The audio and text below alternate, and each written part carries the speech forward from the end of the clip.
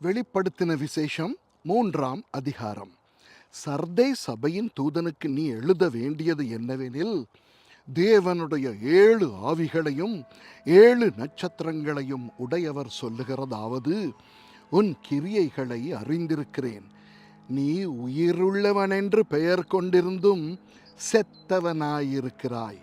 நீ விழித்து கொண்டு சாகிறதற்கேதுவாயிருக்கிறவைகளை ஸ்திரப்படுத்து. உன் கிரியைகள் தேவனுக்கு முன் நிறைவுள்ளவைகளாக நான் காணவில்லை.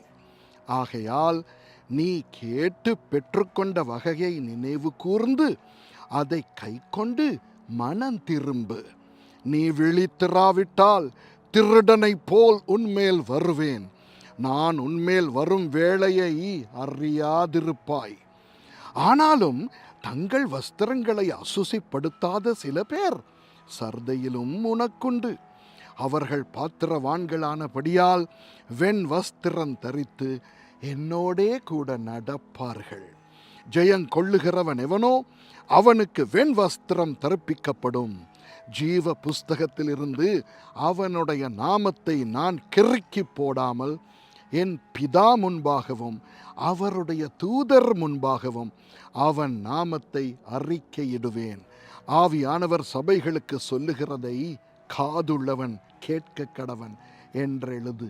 பிலதெல்பியா சபையின் தூதனுக்கு நீ எழுத வேண்டியது என்னவெனில், பரிசுத்தமுள்ளவரும் சத்தியமுள்ளவரும் தாவீதின் திறவுகோலை உடையவரும் ஒருவரும் பூட்டக்கூடாத படிக்கு திறக்கிறவரும் ஒருவரும் திறக்கக்கூடாத படிக்கு பூட்டுகிறவருமாயிருக்கிறவர் சொல்லுகிறதாவது, உன் கிரியைகளை அறிந்திருக்கிறேன்.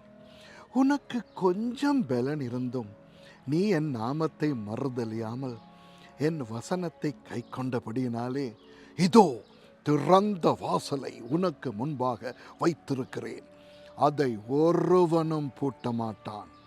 இதோ யூதர் அல்லாதிருந்தும் தங்களை யூதர் என்று பொய் சொல்லுகிறவர்களாகிய சாத்தானுடைய கூட்டத்தாரில் சிலரை உனக்கு கொடுப்பேன். இதோ அவர்கள் உன் பாதங்களுக்கு முன்பாக வந்து பணிந்து நான் உன்மேல் அன்பாயிருக்கிறதை அறிந்து கொள்ளும்படி செய்வேன். என் பொறுமையை குறித்து சொல்லிய வசனத்தை நீ காத்து கொண்டபடியினால் பூமியில் குடியிருக்கிறவர்களை சோதிக்கும்படியாக பூச்சக்கரத்தின் மேலெங்கும் வரப்போகிற சோதனை காலத்துக்கு தப்பும்படி நானும் உன்னை காப்பேன்.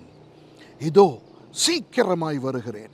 ஒருவனும் உன் கிரீடத்தை எடுத்து கொள்ளாதபடிக்கு உனக்குள்ளதை பற்றி கொண்டிரு. ஜெயங்கொள்ளுகிறவன் எவனோ அவனை என் தேவனுடைய ஆலயத்திலே தூணாக்குவேன். அதனின்று அவன் ஒரு காலும் நீங்குவதில்லை. என் தேவனுடைய நாமத்தையும் என் தேவனால் பரலோகத்தில் இருந்து இறங்கி வருகிற புதிய எருசலேம் ஆகிய என் தேவனுடைய நகரத்தின் நாமத்தையும் என் புதிய நாமத்தையும் அவன் மேல் எழுதுவேன். ஆவியானவர் சபைகளுக்கு சொல்லுகிறதை காதுள்ளவன் கேட்க கடவன் என்றெழுது. லவோதேக்கியா சபையின் தூதனுக்கு நீ எழுத வேண்டியது என்னவெனில், உண்மையும் சத்தியமும் உள்ள சாட்சியும் தேவனுடைய சிருஷ்டிக்கு ஆதியுமாயிருக்கிற ஆமேன் என்பவர் சொல்லுகிறதாவது, உன் கிரியைகளை அறிந்திருக்கிறேன். நீ குளிருமல்ல அனலுமல்ல. நீ குளிராயாவது அனலாயாவது இருந்தால் நலமாயிருக்கும்.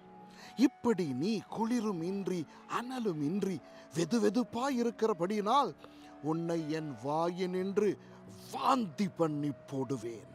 நீ நிர்பாக்கியம் உள்ளவனும் பரிதபிக்கப்படத்தக்கவனும் தரித்திரனும் குருடனும் நிர்வாணியுமாயிருக்கிறதை அறியாமல் நான் ஐஸ்வர்யவான் என்றும் திரவிய சம்பன்னன் என்றும் எனக்கு ஒரு குறைவும் இல்லை என்றும் சொல்லுகிறபடியால் நான் நீ ஐஸ்வர்யவானாகும் படிக்கு நெருப்பிலே புடமிட்ட பொன்னையும் உன் நிர்வாணமாகிய அவலட்சணம் தோன்றாத படிக்கு நீ உடுத்திக் கொள்வதற்கு வெண் வஸ்திரங்களையும் என்னிடத்திலே வாங்கிக் கொள்ளவும், நீ பார்வையடையும் படிக்கு உன் கண்களுக்கு கலிக்கம் போடவும் வேண்டுமென்று உனக்கு ஆலோசனை சொல்லுகிறேன்.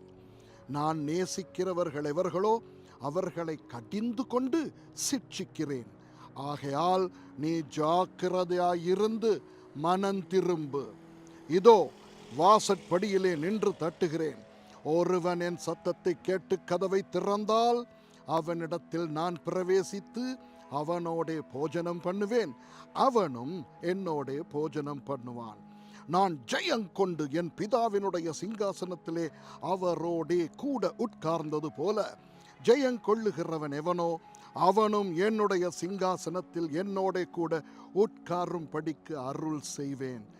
ஆவியானவர் சபைகளுக்கு சொல்லுகிறதை காதுள்ளவன் கேட்க கடவன் என்றெழுது என்றார். ஆமென்.